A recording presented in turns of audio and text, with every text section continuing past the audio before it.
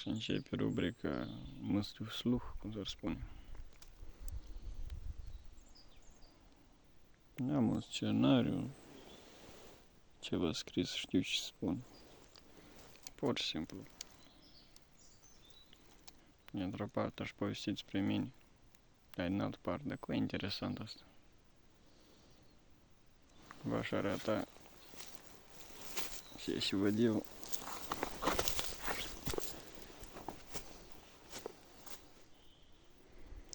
Cam așa. E cea mai bună calitate telefonă. Serie 2, deci și vede ochii meu. Da, măcar cât este, cum s-ar spune.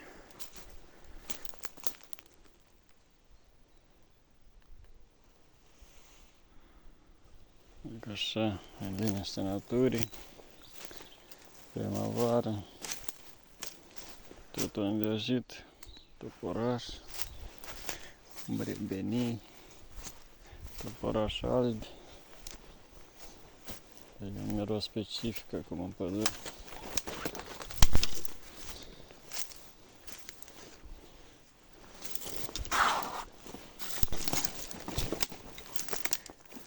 Știți cum departe de ochii oamenilor,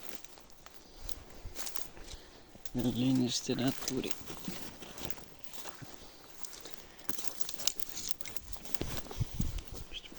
Alte persoane au alte interese. Se duc într-un club și petreacă viața frumos, cu tinerețe au. Dar eu, personal, am o altă plăcere de la tot ce văd. Încă așa, apoi pe marginea abruptului, și te uiți, știind că aici sunt aproape. Da, hai, să ducem peste 30 de metri până jos. Tot e verde frumos. Ciripesc păsărelile. O plăcere specifică să asculti tot asta, să vezi. Ești într-o armonie specială.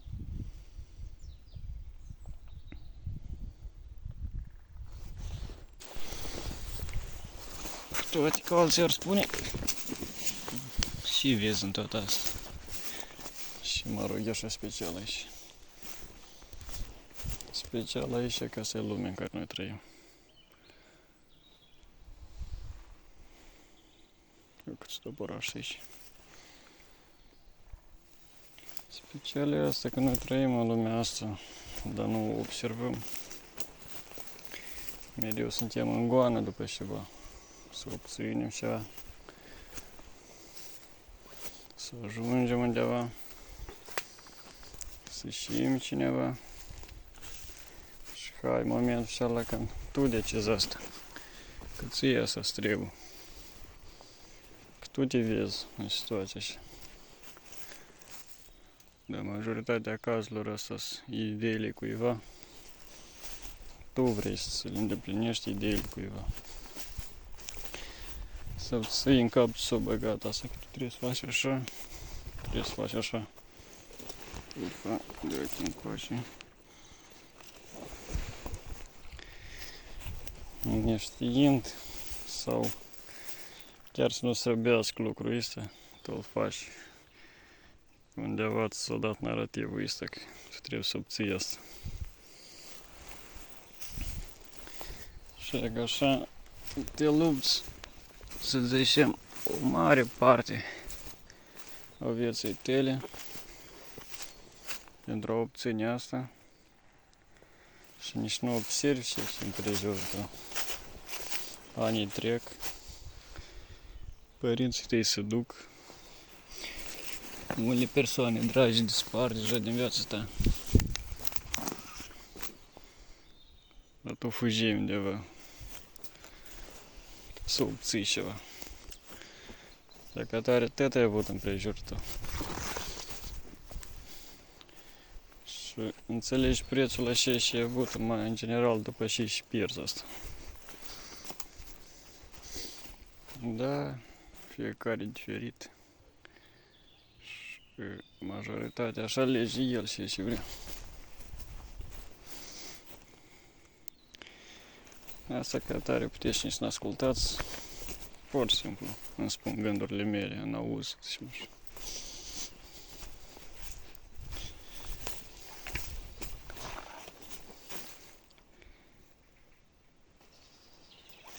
Eu păsăric aici.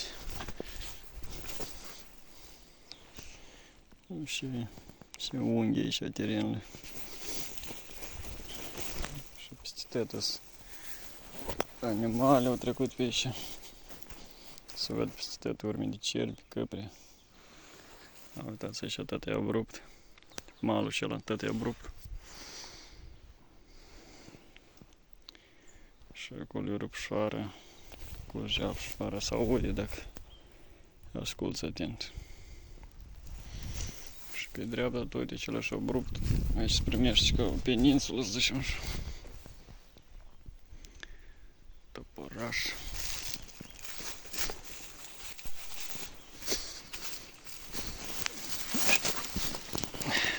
Urzici proaspete. Așa e bine câteodată să ieși din casă și să admiri, să te oprești din toată rutina. Poate că nu fiu cel mai ocupat om, să spunem așa. Dar oricum, asta mă refer la majoritatea. Oprești din ce și faci în fiecare zi. Ieși din casă. Oprește-te. Oprește viața împrejur tău, leacă și admiră. Și țelcănaș frumos. Gros. Bun.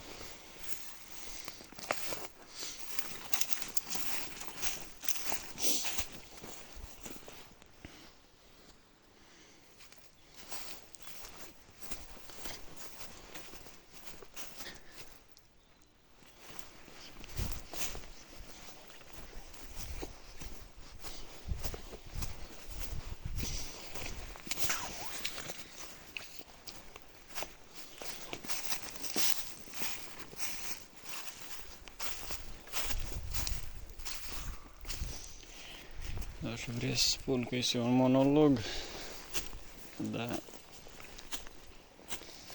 nu știu eu precis ce înseamnă monolog. Am 21 de ani, nu știu cel mai învățat om, n-am universitate, studii superioare și tot așa. Nu știu până când trăiesc și fără asta. Și nu vreau să-mi bat capul încă de asta.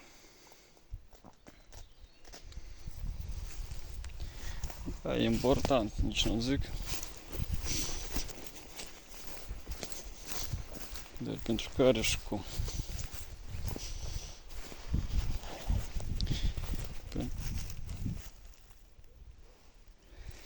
Până când încă parcă nu-mi pare rău de asta.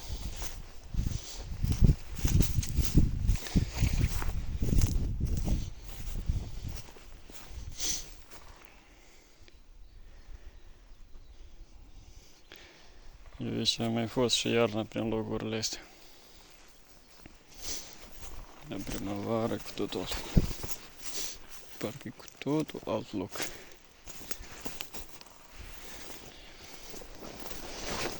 Iarna aici se vede tot printre copaci.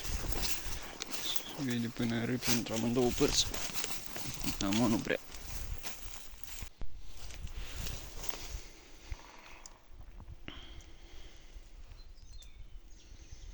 Și e liniște și plăcut, florișele. Aici vii și acumulezi energie pozitivă. Vă strângi și încarci cu energie pozitivă. Și nu trebuie des să vii în pădure. Principal să vii la timp.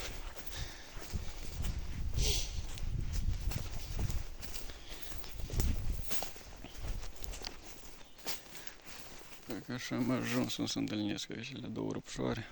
Și pe o parte și pe alta.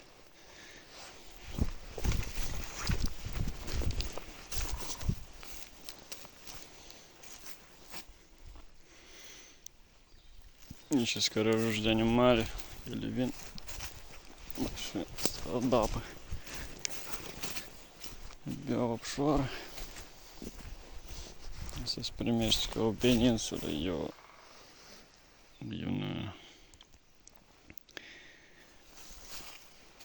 un deal, între dealuri, între râpi. Foarte frumos aici. Și liniște, mai ales când te leși la apă, așa mai jos. Aici e un alt aer, el e umed și mai greu parcă.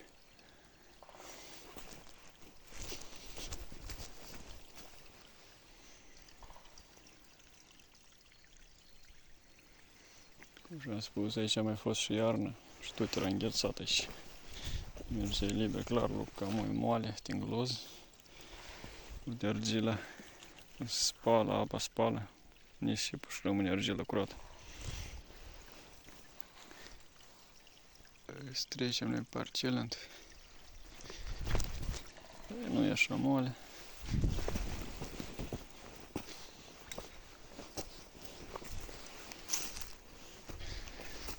Și noi dincoși.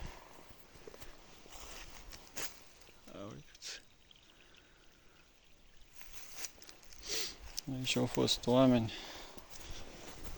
Mâna omului pe aici au trecut de multe ori. Dar e o bucată bună de timp pe aici nu umblă nimeni. Și totul e așa curat, neatins, nici nu vezi urme de om. Doar cele care au fost mai înainte. Tăituri de copaci și un alt.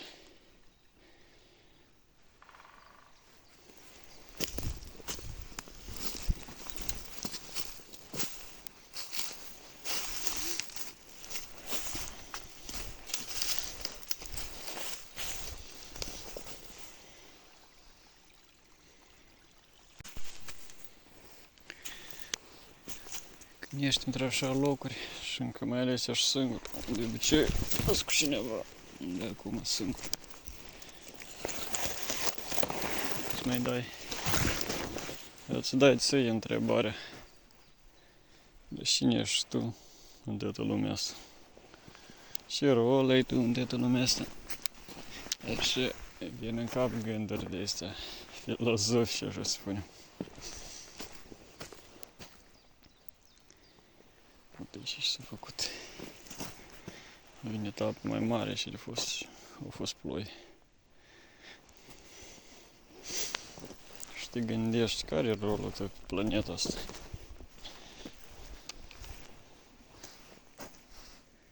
Sau înțelegi că din nesemnificativ ești tu pentru tot ce se întâmplă pe împrejur.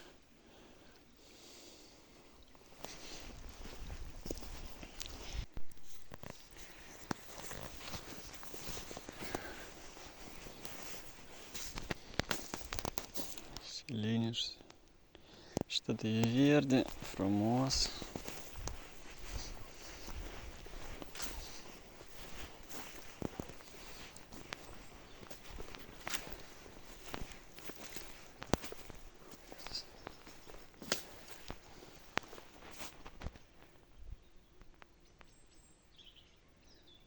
Mai timp că am fotografii de aici și iarna.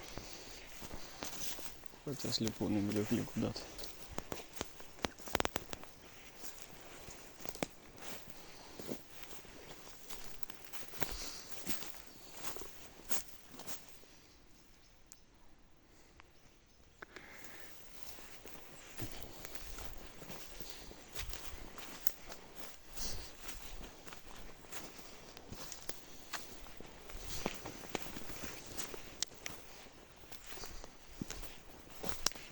Din aer așa verde, simți mirosul ăsta de verdeață.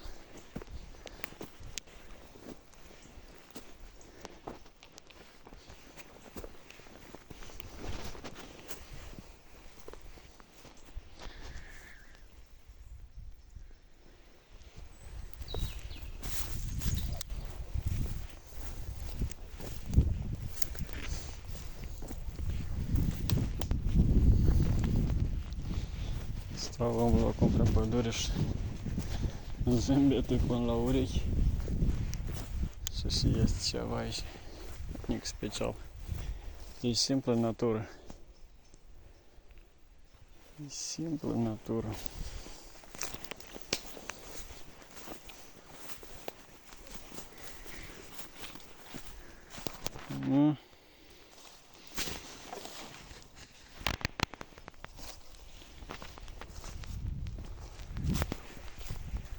Urme de civilizație.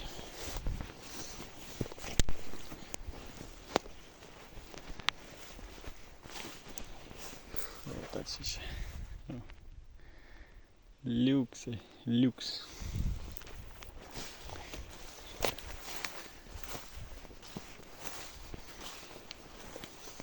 Mergem pe Cararușa să vedem.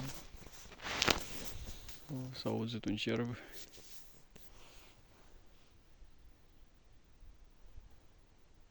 Fugit înspre apă. Urmele mare.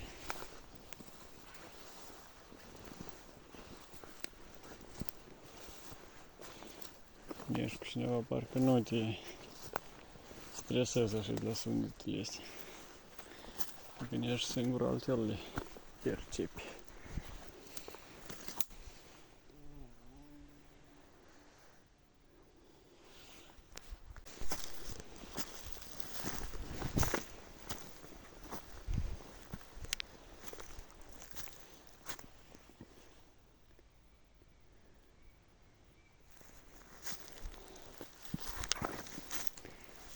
Ești singur și auzi că s-a nici cu ceva în afară. Scoate din cordeț. Te încordezi și te gândești. Încerci să iei decizia și să faci. Fugi, stai, te ascunzi, te ridici în copac.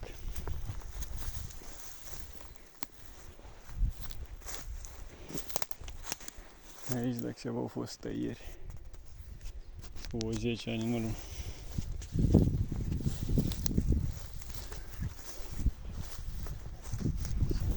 Natura se stabilește.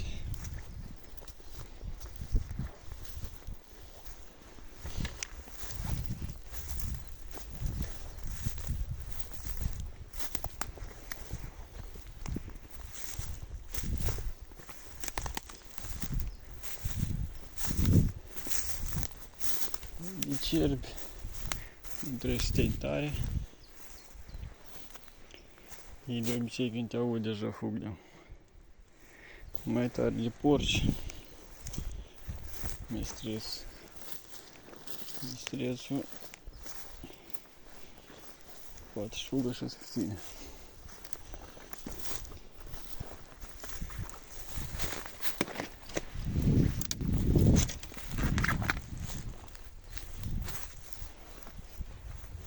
Aici a fost un cerb sau o capră a stat și s-a odihnit aici.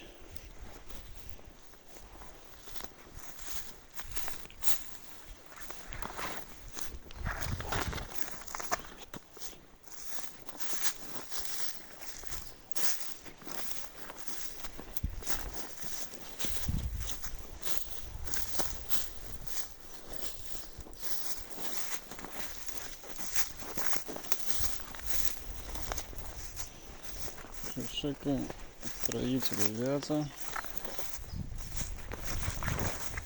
dați culori, sunt cazuri că deci nu chiar depinde de tine, situația înconjurătoare, da. Depinde de tine în general dacă tu să o schimbi ori nu. Că nici nu știu unde am ieșit, că parcă știu locurile de la tine. Pe aici mai din când n-au asta. Da, mă, vrem civilizație.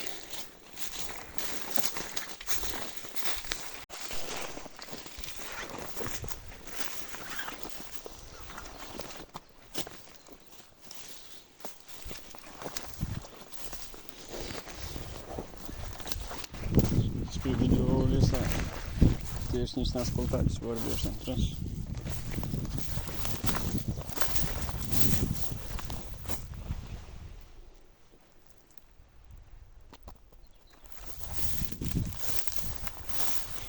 Cine sunt eu să învăț pe cineva ceva?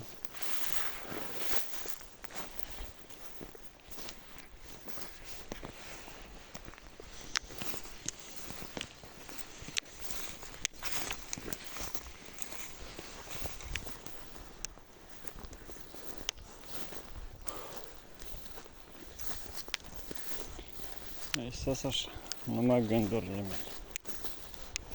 Când sunt așa locuri, eu mă gândesc. Ideile astea și am vorbit nou. La situația din lume, relații între oameni.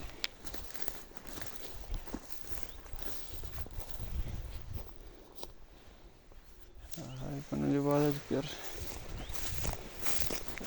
Cât înflorit, acolo frumos. Să vedem florișele.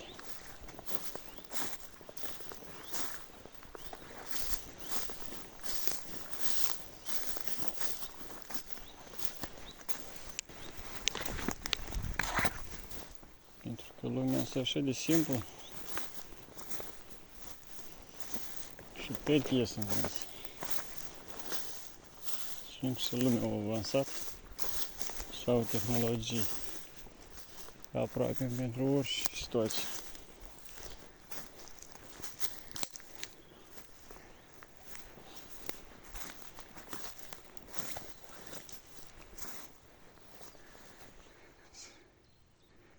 Frumos.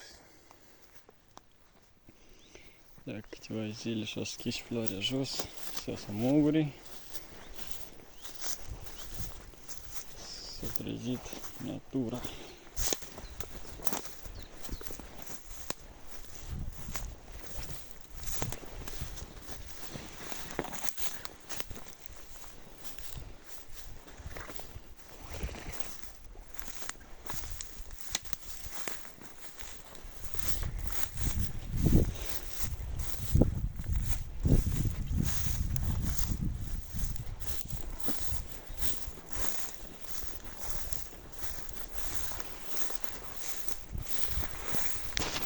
Într-o așa condiții, rupt, învârtit, tot în viață într-un să mai este.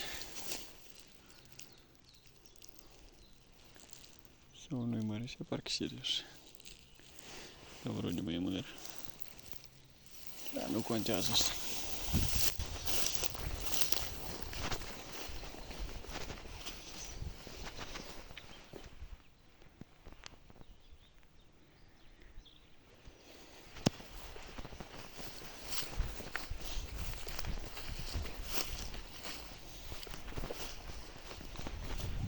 Filmez de pe telefon 200 de euro. Așa că calitate mare nici nu aștept așa să fie. Măcar că test. În primul rând videoclipul să-i făcut pentru mine. Posibil poate peste o bucată de timp o să mă uit la dâns. Și să ne aduc aminte de unele lucruri. Dar și deja dacă cineva vrea să uit la dâns, așa răspundeți de problemele.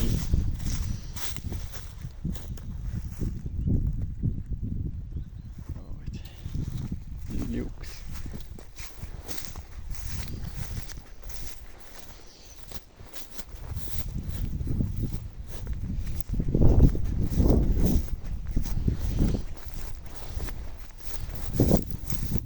Dar văd după geolocația, așa să zicem, în centrul Moldovei.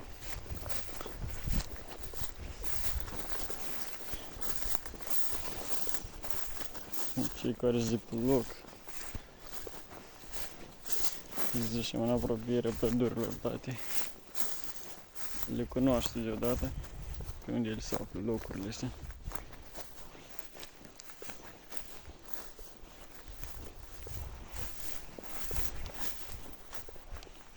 Wow, super mult n-am fost așa.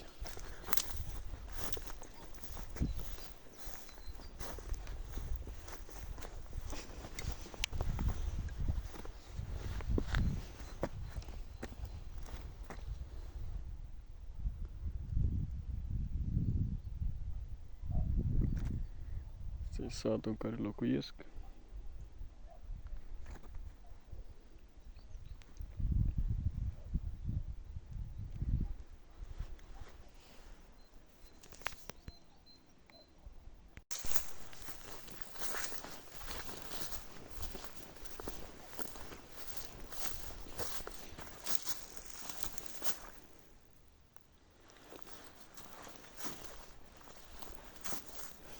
Miroase toporaș frumos.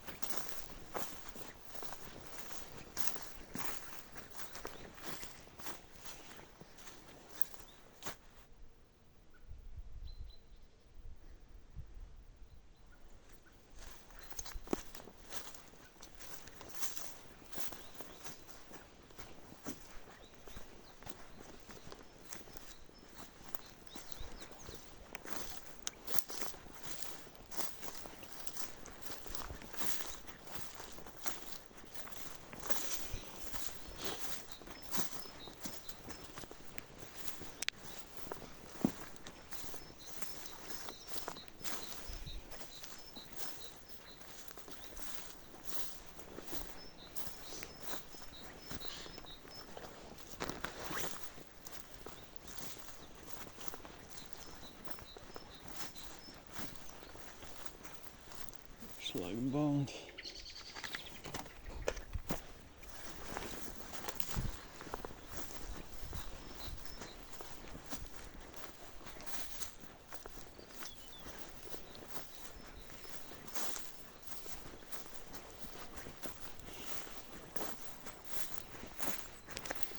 Densul.